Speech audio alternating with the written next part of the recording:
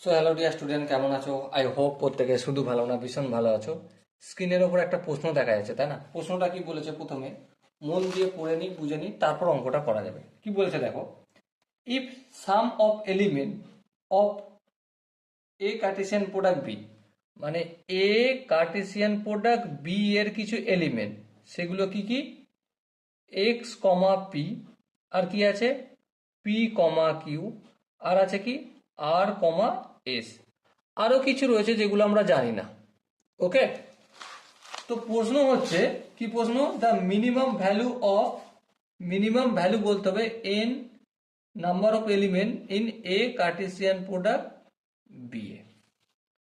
দেখো প্রথমত n cartesian number of element in A Cartesian product B এর value বের করতে গেলে আমার যেটা জানা দরকার সেটা হচ্ছে number of element in set A, এটা জানতে হবে। আর কি জানতে হবে? Number of element in set B, এটা জানতে হবে।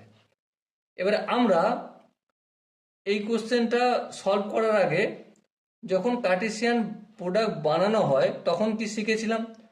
তখন শিখেছিলাম এ সেটের এলিমেন্টসগুলো প্রথমে থাকবে। তাহলে এখানে এক্স, এটা কি হবে? এ সেটের এলিমেন্ট। এখানে পি, এটাও হয়ে যাবে এ সেটের এলিমেন্ট। আর এখানে ফার্স্টে আছে আর, ফার্স্ট প্লেস, এটাও হবে এ সেটের এলিমেন্টস। আর বি সেটের এলিমেন্টস যেগুলো সেকেন্ড পজিশনে থাকছে, এখানে কি আছে? পি, তাহলে এই পিটা হয়ে যাবে বি সেটের এলিমেন্ট। এখানে কিউ, কিউটাও হয়ে যাবে বি সেটের এলিমেন্ট। আর এখানে এস, এসটাও হয়ে যাবে বি সেটের এলিমেন্ট। তাহলে number of element in set A কত পেয়েছি? Number of element in set A equal to 3। আর number of element in set B equal to কত পেয়েছি? 3। তার মানে 3 গুণিতক 3, 3 তিরিকে কত হয়? আই হোপ বুঝতে পারছো।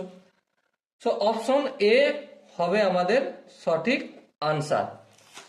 যদি কোনো জায়গায় বুঝতে অসুবিধা থাকে, কনফিউশন থাকে, কি করতে হবে? কমেন্ট সেকশন তো রয়েছে, খালি কমেন্ট অবশ্যই জানাতে হবে। আর দেখা হচ্ছে নেক্সট ভিডিওয়। ততক্ষণ পর্যন্ত ভালো থেকো, সুস্থ থেকো এবং জয় হিন্দ।